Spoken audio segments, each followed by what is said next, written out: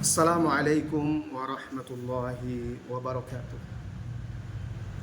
Alhamdulillahirabbil alamin wassalatu wassalamu ala sayyidil anbiya'i wal mursalin wa ala alihi wa ashabihi ajmain. Amma ba'du.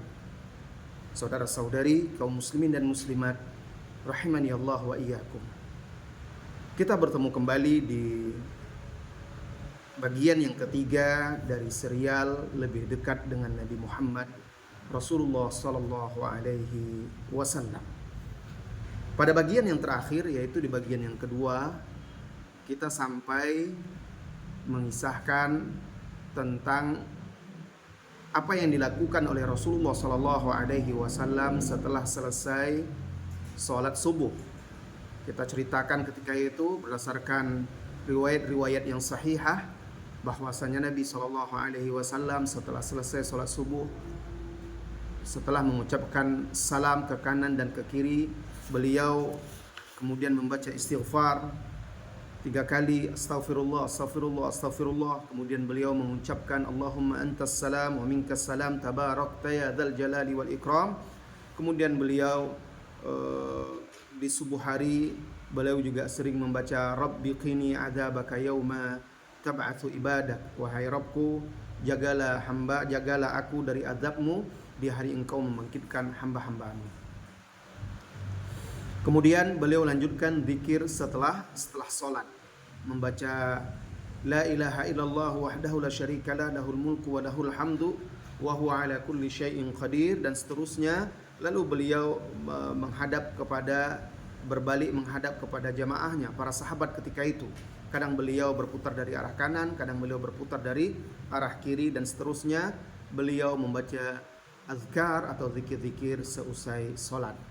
Sampai di situ pada bagian yang kedua. Nah, di bagian yang ketiga ini kita lanjutkan.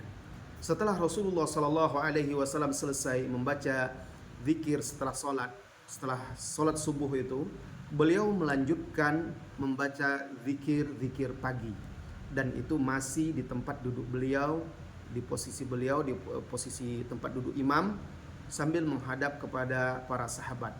Beliau membaca zikir pagi. Di antara yang beliau baca adalah Allahumma asbahna wa asbahal mulku lillah walhamdulillah wa la ilaha illallah wahdahu la syarikalah lahul mulku wa lahul hamdu wa huwa ala kulli syai'in qadir. Allahumma inni as'aluka an khairi hadzal yaum wa khairi ma fihi wa khairi ma ba'dahu wa a'udzu bika min syarri hadzal yaum wa syarri ma fihi wa syarri ma ba'dahu. Rabbi a'udzu bika minal kasali wa su'il kibari. Rabbi a'udzu bika min adzabin fin nar wa adzabin fil qabr. Nah, ini di antara doa atau zikir pagi yang beliau baca. Zikir yang maknanya sangat dalam dan luar biasa. Di antara makna yang ada di sini, setelah beliau membaca asbahna wa asbahal mulku lillah walhamdulillah wa la ilaha illallah wahdahu la syarikalah lahul mulku wa lahul hamdu wa huwa ala kulli syai'in qadir, beliau melanjutkan dengan membaca doa yang artinya, ya Allah, sesungguhnya aku meminta kepadamu dari kebaikan hari ini, kebaikan yang ada padanya dan kebaikan yang ada sesudahnya. Aku juga berlindung kepadamu dari keburukan hari ini, keburukan yang ada padanya dan keburukan yang ada sesudahnya. Wahai Rabbku, aku berlindung kepadamu dari sifat malas, dari buruknya ketuaan, dari buruknya masa tua. Wahai Rabbku, aku berlindung kepadamu dari azab api neraka dan dari azab di dalam neraka dan juga azab di dalam kubur. Perhatikan dan renungkan, wahai kaum muslimin dan muslimat, saudara-saudari, begitu dalamnya makna dari doa ini. Kita memohon kebaikan hari yang akan kita hadapi, yang akan kita jalani, kebaikan yang ada padanya dan yang ada sesudahnya di malam hari. Dan kita juga berlindung dari keburukan hari itu, keburukan yang ada padanya dan keburukan yang ada sesudahnya. Begitu juga kita berlindung kepada Allah Subhanahu wa taala dari sifat malas, dari buruknya masa tua, dari azab neraka dan juga dari azab kubur. Subhanallah. Jadi kita mulai hari itu dengan penuh semangat, optimisme, dan juga dengan permohonan kepada Allah Subhanahu wa taala, tentu hari akan semakin berkah. Jangan lupa hafalkan doa ini, pahami maknanya dan juga selami maknanya, kemudian juga amalkan dalam kehidupan kita sehari-hari setiap pagi dan juga petang. Sifat malas yang kita berlindung kepada Allah darinya di dalam hadis ini, malas dalam beribadah, malas dalam berusaha mencari nafkah, malas dalam beraktivitas yang positif. Karena sebagian orang bermalas-malasan, malas dalam ibadah, malas dalam bekerja, lebih banyak berpangku tangan, berkhayal, membangun istana dalam impian saja, tapi tidak mewujudkannya di alam nyata. Kemudian setelah itu beliau melanjutkan dengan membaca doa yang lain, yaitu Allahumma inni as'alukal afiyata fid dunya wal akhirah. Allahumma inni as'alukal afwa wal afiyata fi dini wa dunyaya wa ahli wa mali. Allahumma astur awrati wa amin rawati. Allahumma ihfazni min baini yaday wa min khalfi wa an yamini wa an shimali wa min fawqi wa a'udzu bi'azamatika an ughtala min tahti. Ini juga doa yang luar biasa. Permohonan perlindungan kepada Allah Subhanahu wa taala. Mari kita selami maknanya. Allahumma ya Allah, inni as'alukal afwa, inni as'alukal afiyata fid dunya wal akhirah. Sesungguhnya aku memohon kepadamu al-afiyah di dunia dan di akhirat. Kita sering kalau ditanya oleh orang bagaimana keadaannya, alhamdulillah, kita jawab alhamdulillah sehat wal afiyat, ya. Nah, kita sering dan kita selalu berharap agar kita selalu sehat dan juga afiah. Kita memohon kepada Allah kebaikan di dunia dan di akhirat. Allahumma inni as'alukal afwa wal afiyata fi dini wa dunyaya wa ahli wa mali. Ya Allah, aku memohon kepadamu ampunan dan juga afiat, kesehatan, keselamatan. Itu termasuk dalam makna afiat. Di dalam agamaku dan juga duniaku, di dalam hartaku dan juga keluargaku. Allahumma astur awrati. Ya Allah, tutuplah aurat-auratku. Aurat-aurat itu aurat yang zahir maupun yang batin. Yang zahir aurat kita, di mana kita diwajibkan berpakaian menutup aurat sesuai dengan syariat.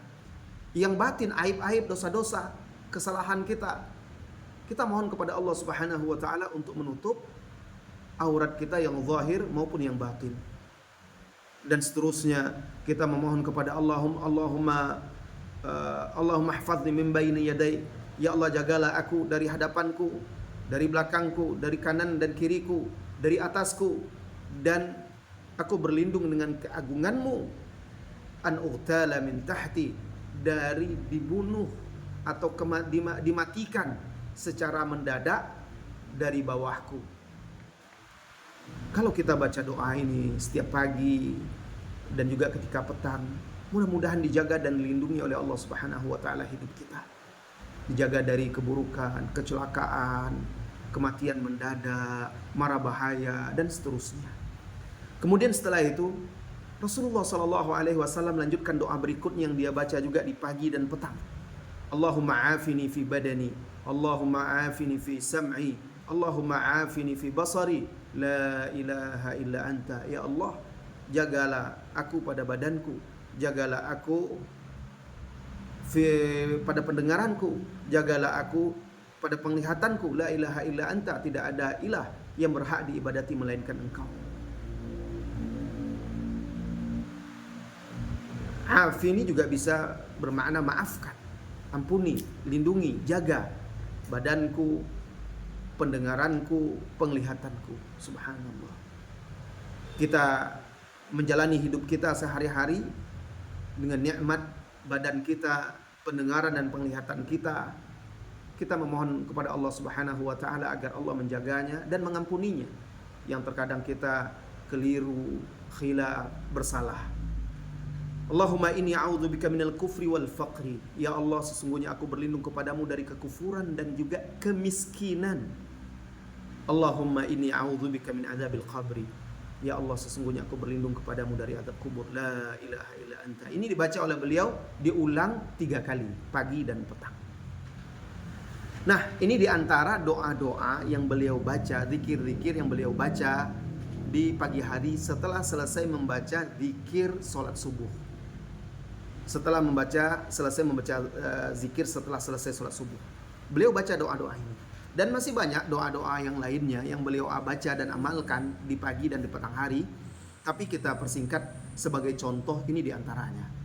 Kemudian ketika beliau sedang berzikir, membaca doa zikir pagi hari tersebut, ketika itu datanglah ke masjid orang-orang yang bekerja sebagai pembantu di kota Madinah. Ini diriwayatkan oleh Imam Ahmad dan juga diriwayatkan oleh Imam Muslim. Dan ini biasanya mereka anak-anak remaja dan ada juga sebagiannya anak-anak kecil. Mereka datang menemui Nabi SAW membawa cangkir-cangkir atau mangkok-mangkok berisi air. Lalu mereka letakkan di hadapan Rasulullah SAW. Mereka mengharapkan keberkahan dari Rasulullah SAW. Lalu Rasulullah SAW mencelupkan tangannya di mangkok-mangkok atau bejana-bejana mereka yang berisi air tersebut, atau di cangkir-cangkir. Jadi berdatanganlah itu orang-orang yang bekerja sebagai pembantu di kota Madinah itu. Rata-rata mereka itu remaja dan anak-anak datang. Mereka membawa cangkir-cangkir, gelas-gelas atau mangkok-mangkok berisi air. Lalu mereka letakkan di hadapan Rasulullah SAW. Rasulullah masukkan tangannya dan mereka ada yang meminumnya, ya, air tersebut, ada yang mengusapkan ke wajah dan badan mereka. Mereka bertabarruk, mengharapkan keberkahan dari Rasulullah SAW karena tangannya Rasulullah SAW diberkahi oleh Allah Tabaraka wa Ta'ala. Terkadang mereka datang membawa gelas-gelas, cangkir-cangkir atau bejana-bejana berisi air itu di musim yang sangat dingin. Namun begitu Rasulullah SAW tetap saja memasukkan tangannya di dalam bejana-bejana tersebut, mencelupkan tangannya di dalam bejana tersebut. Para ulama menjelaskan, di kisah ini ada pelajaran sifat tawadhu Rasulullah SAW. Walaupun itu hanya anak kecil, remaja atau pembantu-pembantu yang datang, mereka dengan senang hati, dengan gembira datang menemui Rasulullah SAW di masjid, membawa gelas-gelas, cangkir-cangkir berisi air, mengharapkan keberkahan. Rasulullah dengan senang hati pula memenuhi keinginan mereka itu. Bahkan sekalipun di musim dingin yang sangat dingin, Rasulullah tahan rasa dingin itu demi apa? Untuk menyenangkan hati mereka. Subhanallah. Inilah dia sifat pemimpin yang begitu dekat dengan rakyatnya. Seperti itulah seharusnya pemimpin, tidak tertutup, tidak dibatasi dari rakyat-rakyat, dari orang-orang yang dia pimpin. Rasulullah tidak membedakan. Rasulullah SAW tidak membeda-bedakan dalam pergaulannya, baik dengan orang-orang biasa atau dengan orang-orang yang levelnya lebih tinggi, dengan orang yang dewasa, dengan anak-anak maupun remaja. Rasulullah SAW berinteraksi, bergaul, bermuamalah dengan semuanya. Kisah ini diriwayatkan oleh Imam Muslim. Alangkah indahnya pemandangan tersebut, pemandangan di pagi hari setelah salat subuh menjelang terbit matahari, di mana Nabi SAW mencelupkan tangannya di bejana-bejana yang dibawa oleh tangan-tangan kecil, ya, yang berebutan mengulurkannya kepada Rasulullah SAW. Lalu Rasulullah SAW mencelupkan tangannya. Alangkah bahagianya mereka, dan keluarga-keluarga mereka tentunya menyaksikan, melihat hal tersebut dengan tatapan pandangan penuh dengan cinta kepada Rasulullah SAW. Alangkah indahnya pemandangan tersebut dan alangkah kasih sayangnya sifat Rasulullah SAW terhadap umat ini. Semoga salawat dan salam senantiasa tercurah untuk beliau hingga akhir zaman, untuk keluarga beliau, untuk para sahabat-sahabatnya, dan juga bagi siapa yang mengikuti mereka dengan baik hingga akhir zaman. Mudah-mudahan ini semakin menambah kecintaan kita kepada beliau dan juga memotivasi kita untuk meneladani beliau. Wassallallahu wasallam ala nabiyyina Muhammadin walhamdulillahirabbil alamin. Assalamualaikum warahmatullahi wabarakatuh.